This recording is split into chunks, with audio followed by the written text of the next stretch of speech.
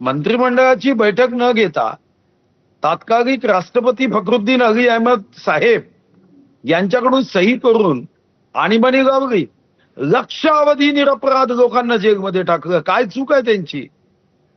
मेरा भारत म्हणणारे, राष्ट्रभक्तीनी काम करणारे त्यांना जेलमध्ये टाकणं हे संविधान हत्या दिवसच आहे.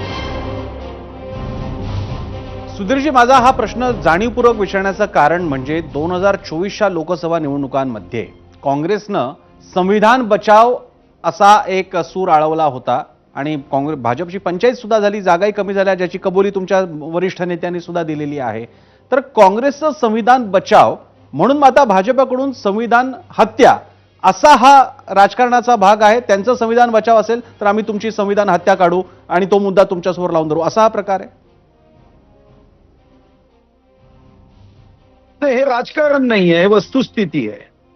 संविधानाची हत्या करण्याचा जो प्रयत्न त्या दिवशी झाला, निरपराध लोकांना, चित्रपट कलाकार यांना तुम्ही चित्रपटावर बंदी टाकल्या, गीतांवर बंदी टाकल्या, इंडियन एक्सप्रेसचे रामनाथ गोयंकाजी यांना त्रास दिला, स्वर्गीय जयप्रकाश नारायण यांना डायलिसिसला जाऊ द्यायचं नाही, श्रद्धे अटल बिहारी वाजपेयी, श्रद्धे अडवाणीजी, श्रद्धे जॉर्ज फर्नांडिसजी सारख्या राष्ट्रभक्त देशभक्त नेत्यांना आपण कारण नसताना जेलमध्ये टाकलं.